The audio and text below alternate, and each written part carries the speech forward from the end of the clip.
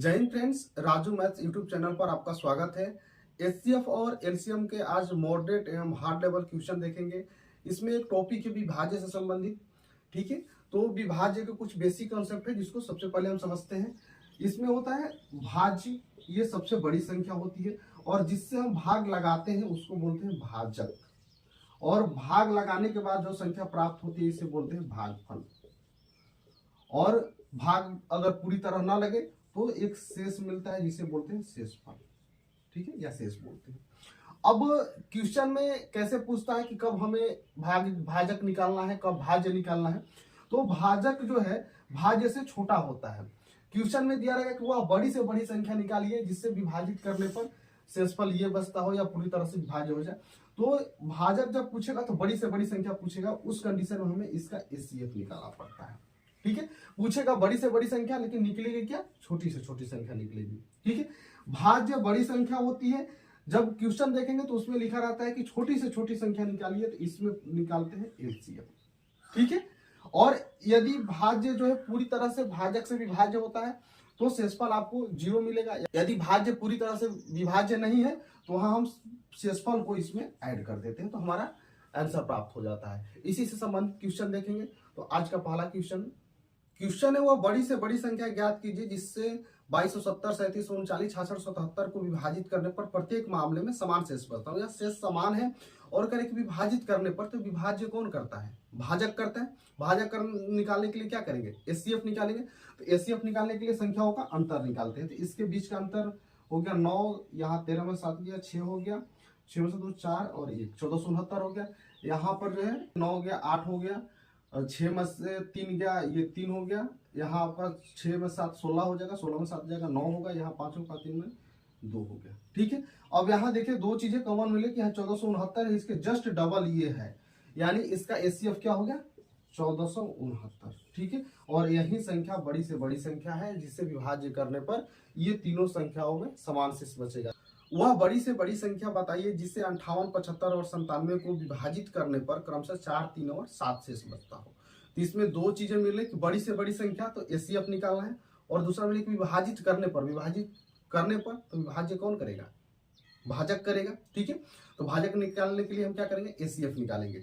लेकिन यहाँ पर शेष बच रहा है तो उस शेष को क्या करेंगे, जो संख्या दी हुई है उसमें से माइनस करेंगे, तभी तो पूर्णतः विभाजित होगी।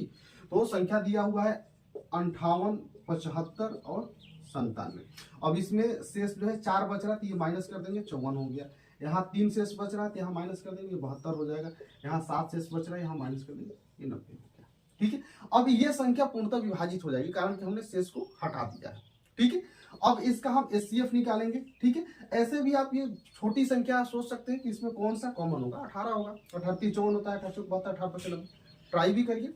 इसके बीच का अंतर 18 होगा, इसके बीच का अंतर जो है 8 हो गया, 8 में से 7 गया 1, यहाँ भी 18 हो गया। ठीक है, इसके बीच का अंतर 90 और 54 के बीच का निकालेंगे तो यहाँ भी 36 होगा, ये भी जो है 18 का गुणज है। ठीक है, 36, यानी इसका एचसीएफ जो है 18 हो गया। वो बड़ी से बड़ी संख्या 18 ही है जो तीनों को विभाज्य कर देगी, और ऊपर वाले में विभाज्य लगाएंगे तो क्या होगा, 4, 3 और 7 शेष बचेगा। ठीक है, नेक्स्ट क्वेश्चन देखते हैं। तो बड़ी से बड़ी संख्या ज्ञात कीजिए जिससे 115, 149 और 183 को विभाजित करने पर क्रमशः 3, 5 और 7 शेष बचेगा। ठीक है, यहाँ पर भी सेम क्वेश्चन है, बड़ी से बड़ी संख्या एचसीएफ निकालनी है, विभाजित करने पर भाजक निकालना है। तो भाजक निकालने के लिए क्या निकालते हैं, एचसीएफ निकालते हैं। दोनों से बात हो गई।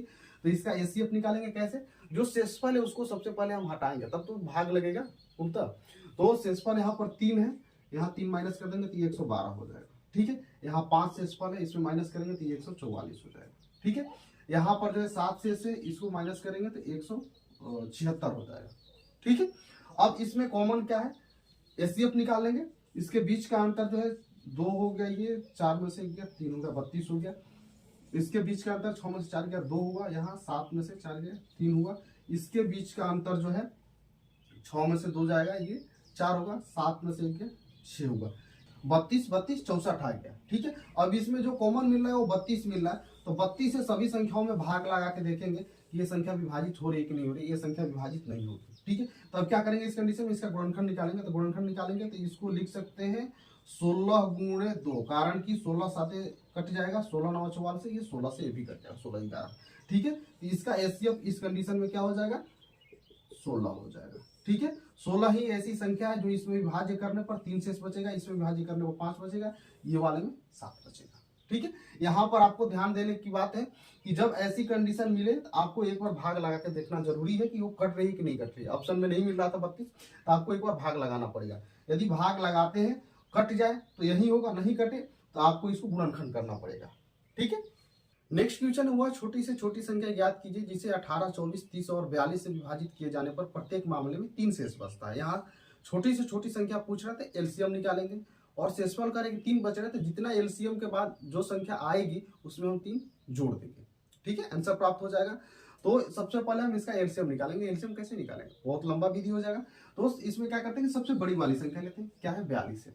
42 से सभी में भाग लगाएंगे, या ऐसे देख लीजिए कि सारी संख्याएं जो ऑप्शन में दी हुई है सब 2500 के आसपास है।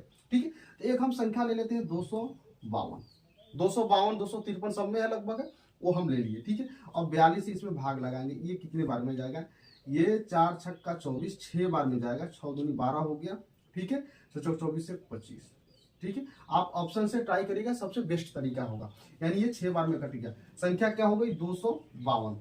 ठीक है, लेकिन इसमें दिया है 2500 के आसपास, तो एक यानी 0 दिया हुआ है, ये इसका एलसीएम हो गया। ठीक है, अब कह रहा है कि कौन सी ऐसी संख्या है जिसको विभाजित करने पर 3 शेष बच जाए, तो क्या करेंगे इसमें 3 जो है जोड़ देंगे। ठीक है, तो 2523 इसका राइट आंसर होगा। ठीक है, शेषफल को लास्ट में हमेशा जोड़ते हैं। नेक्स्ट क्वेश्चन है 6 घंटियां एक साथ बजना शुरू होती है और क्रमशः 2, 4, 6, 8, 10 और 12 सेकंड के अंतराल पर बजती है। पहले 10 मिनटों में वो कितनी बार एक साथ बजेगी। ठीक है, तो इस प्रकार के क्वेश्चन में हम सबका जो है जो समय दिया हुआ उसका एलसीएम निकालेंगे। ठीक है, तो दिया हुआ है 2, 4, 6, 8, 10 और 12। इसका एलसीएम कैसे निकलेगा, सबसे बड़ी संख्या को लेंगे और इसके मल्टीपल निकालेंगे। तो 12 का मल्टीपल 12 होगा, नहीं कटेगा। सबसे 24 होगा, 24 10 से नहीं कटेगा। और इसके बाद में 36 होगा, 36 भी नहीं कटेगा। ऐसे ही बढ़ते जाएंगे। 120 जो है 10 से कट जाएगा, 120 सभी से कट जाएगा। ठीक है, तो 120 इसका एलसीएम हो गया। ये 120 क्या आया, सेकेंड, तो इसको मिनट में बदलेंगे तो ये क्या होगा 2 मिनट। ठीक है, अब कह रहे कि 10 मिनट में कितनी बार एक साथ बजेगी, तो 10 में 2 से भाग लगाएंगे और 1 जोड़ देंगे। क्यों कि जो शुरुआत समय था यानी पहले मिनट था सब एक ही साथ ऑन की गई थी, तो पहले बार तो आप इसमें भाग लगाएंगे वो काउंट नहीं होता है। ठीक है, इसलिए जो पहली बार एक साथ ऑन की गई थी वो लास्ट में हम जोड़ देते हैं एक बार। ठीक है, ये हो गया 5 + 1 यानी 6 बार जो है एक साथ बचेगी। ठीक है, नेक्स्ट क्वेश्चन है एक पेंडुलम 3 सेकंड में 2 बार बजता है, दूसरा पेंडुलम 7 सेकंड में 5 बार बजता है। यदि दोनों पेंडुलम एक साथ बजना शुरू करें तो 1 मिनट में कितनी बार एक साथ बजेंगे। ठीक है, यानी शुरुआत दोनों की एक साथ की गई है और समय का जिक्र है कि 1 मिनट में वो कितनी बार बजेंगे, तो समय के अनुसार हम इसका निकालते हैं कितने टाइम्स बज रहे हैं। ठीक है, तो ये पहला पेंडुलम है, ये दूसरा है।